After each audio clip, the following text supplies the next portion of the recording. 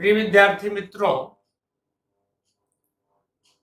पहले वीडियो में हमने हिंदी साहित्य के इतिहास के संदर्भ में हिंदी के उद्भव पर प्रकाश डाला था कि हिंदी भाषा का उद्भव का मूल स्रोत क्या है और किस तरह से हिंदी भाषा संस्कृत से धीरे धीरे बदलाव होते हुए पाली, पाली से प्राकृत, प्राकृत से अपभ्रंश और अपभ्रंश की विभिन्न बोलियों से विशेषकर 3 बोली शौरसेनी, मागधी और अर्धमागधी से हिंदी का उद्भव हुआ है।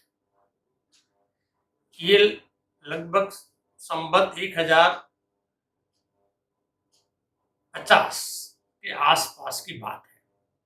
थोड़ा पहले भी हुआ होगा कि साहित्य का जब काल विभाजन हुआ है तो हमारे आचार्यों ने इसका समय साहित्य का समय, हिंदी साहित्य का समय, प्रारंभिक काल जिसे हम कहते हैं, उसका समय ही 1050 माना है और वो इतिहास भी वहीं से लिखा गया है। तो विद्यार्थी मित्रों, हमें ये जानना है कि इतिहास के बारे में हम जानेंगे कि विशेषकर जो काल विभाजन या इसका इतिहास लिखा गया है कि एक आदमी या 2 आदमी ने इतिहास नहीं लिखा है। इसका प्रारंभ किसने किया, थोड़ा इसके बारे में जाने कि हिंदी साहित्य के इतिहास लिखने का श्रेय किसे जाता है या प्रारंभ किसने किया। इस संदर्भ में सबसे पहले हम बात करेंगे कि जब इतिहास लिखने के पहले हमारे यहाँ 84 वैष्णव की एक परंपरा रही है जिसमें कवियों का परिचय दिया गया है। 200 वैष्णव की परंपरा रही है जिसमें जीवन, वृत्त और कृतित्व का परिचय दिया गया है। इसके अलावा भक्तिमाल, कविमाला,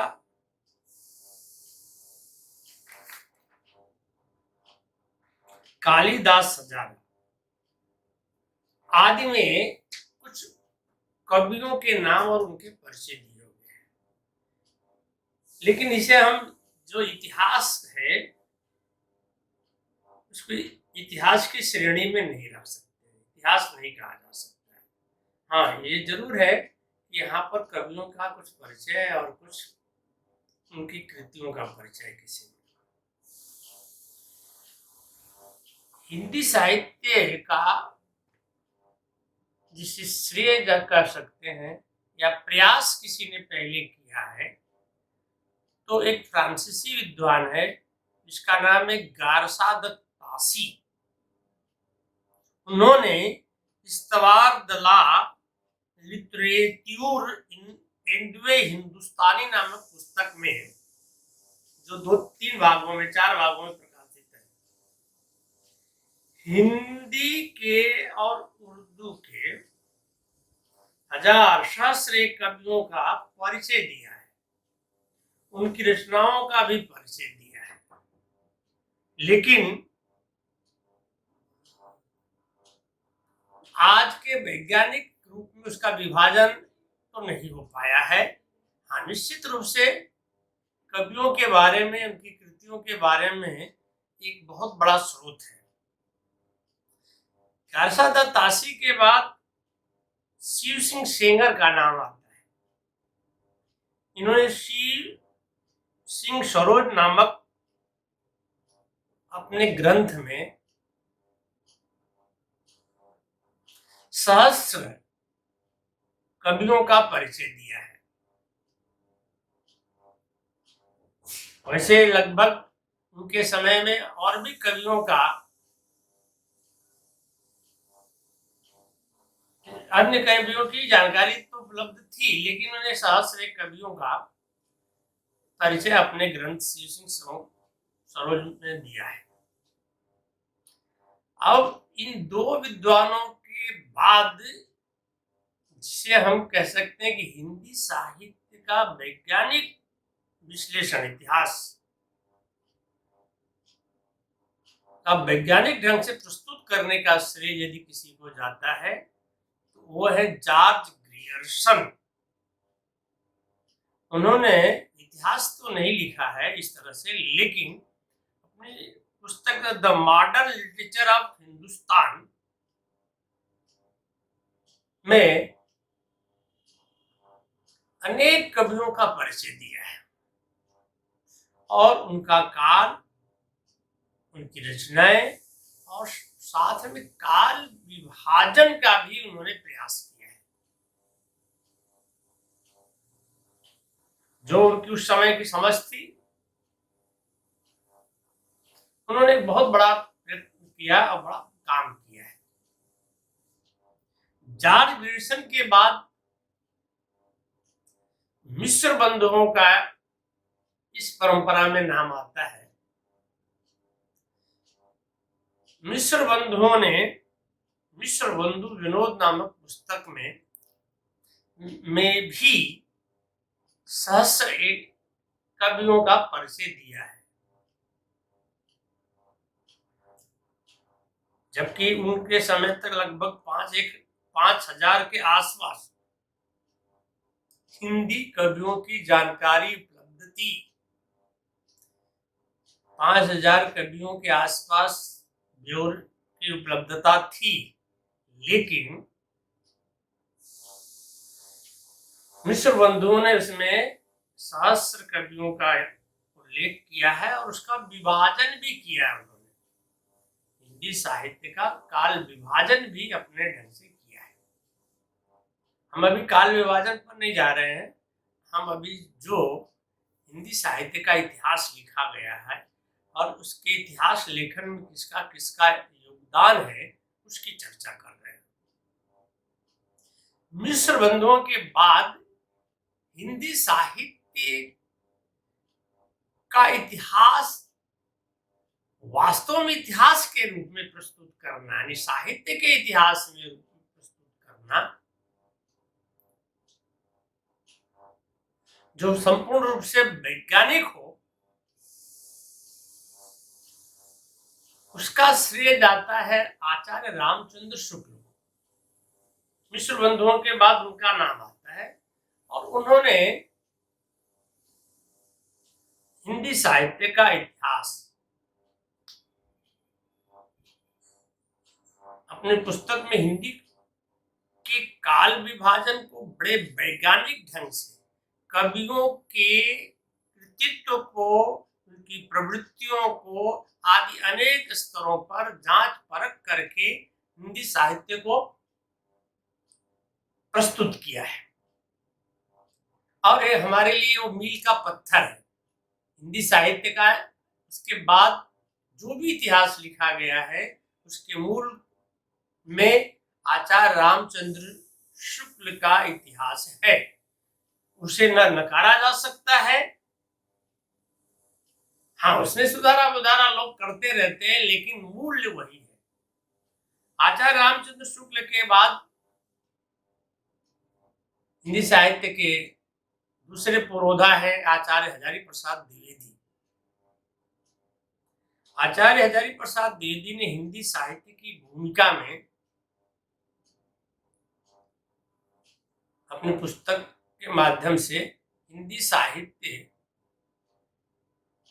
का इतिहास लिखने का एक बहुत ही अच्छा प्रयत्न किया है और साथ ही साथ आचार्य शुक्ल के कुछ ऐसे बिंदुओं को रेखांकित किया है जहां पर उन्हें लगा कि इन्हें सुधारा जा सकता है। आचार्य हजारी प्रसाद द्विवेदी के बाद डॉक्टर राम कुमार वर्मा का नाम आता है। डॉक्टर राम कुमार वर्मा ने हिंदी साहित्य का आलोचनात्मक इतिहास लिखा है और उन्होंने भी अपने ढंग से हिंदी साहित्य के काल विभाजन किया है, हिंदी साहित्य का निर्धारण किया है और उनका अपना विवेचन प्रस्तुत किया है। इसके अलावा आज तक हिंदी साहित्य का इतिहास लिखा जा रहा है अनेक अनेक नामों से, अनेक अनेक विद्वान नई उपलब्धियों के साथ अपने हिंदी साहित्य अपने अपने ढंग से हिंदी साहित्य का इतिहास लिखने का प्रयत्न कर रहे हैं। अन्य नामों में यदि हम कहें तो डॉक्टर धीरेन्द्र वर्मा, डॉक्टर भागीरथ मिश्र, डॉक्टर नगेंद्र, परशुराम चतुर्वेदी, विश्वनाथ मिश्र, केसरी नारायण शुक्ल, लक्ष्मी शंकर वार्ष्णेय, डॉक्टर नलिन बेचन शर्मा, विश्वनाथ मिश्र, महावीर प्रसाद द्विवेदी, गणपत चंद्र गुप्त आदि अनेक ऐसे विद्वान हैं आज जो हिंदी साहित्य को इतिहास लेखन के रूप में या हिंदी साहित्य को पुनर्लिखित करने का प्रयत्न किया है, लेकिन मूल आधार तो आचार्य रामचंद्र शुक्ल का ही है। तो विद्यार्थी मित्रों, आचार्य रामचंद्र शुक्ल को हम केंद्र में रख करके काल विभाजन की बात करेंगे। लेकिन अभी जो हमने बात की वो हिंदी साहित्य के इतिहास लेखन की जो परंपरा है और हिंदी साहित्य लेखन में जिन जिन विद्वानों का अपना योगदान रहा है उनके बारे में हमने बात की है। आज के वीडियो में हम दो एक बात करके आज का वीडियो हम पूरा करेंगे कि हिंदी साहित्य का काल विभाजन आचार्य रामचंद्र शुक्ल के काल निर्धारण और कालों के नाम के आधार पर ही हम करेंगे। आचार्य रामचंद्र शुक्ल ने हिंदी साहित्य को 4 कालों में विभाजित किया है और आज वो काल इस रूप में जाने जाते हैं आदिकाल, जिसे हिंदी का प्रथम चरण कहते हैं।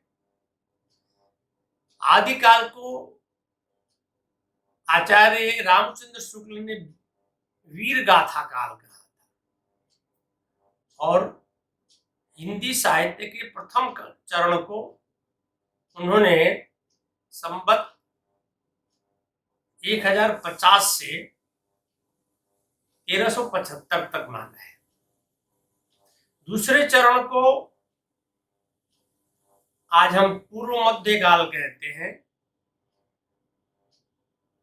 लेकिन प्रचलन में आचार्य रामचंद्र शुक्ल द्वारा दिया गया भक्ति काल है, जिसका समय है 1375 से 1700 तक। तीसरा चरण है उत्तर मध्य काल, जिसे रीत काल नाम दिया गया है। उसका समय है 1700 से 1900 तक। और चौथा चरण है, उसको कहा गया है आधुनिक काल, जिसे आचार्य रामचंद्र शुक्ल ने गद्य काल कहा था, जिसका समय है 1900 से अब तक। तो विद्यार्थी मित्रों, ये आपको ये ध्यान में रख करके काम करना होगा कि ये हिंदी का जो काल विभाजन है, हिंदी साहित्य का प्रारंभ जो है, जब से प्रारंभ होता है और आज तक उसको 4 कालों में विभाजित किया गया है, जिसको आदिकाल, भक्ति काल, रीति काल और आधुनिक काल कहते हैं। आगे के वीडियो में हम देखेंगे कि इन कालों को, जैसे प्रथम काल को आदिकाल या आज प्रचलन में आदिकाल कहा गया, लेकिन अनेक विद्वानों ने, जैसे कि इतिहास लिखने वालों का कुछ हमने उल्लेख किया है। इन्होंने आज इस हिंदी के प्रथम चरण को किस काल से, किस नाम से पुकारा है,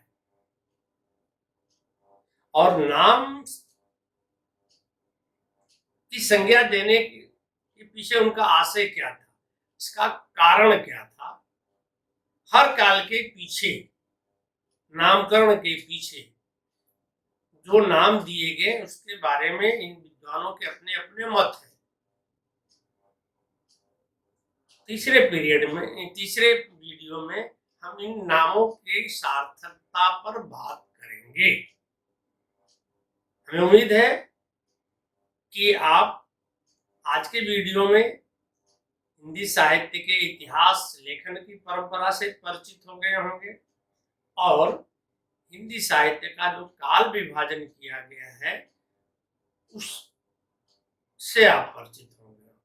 धन्यवाद।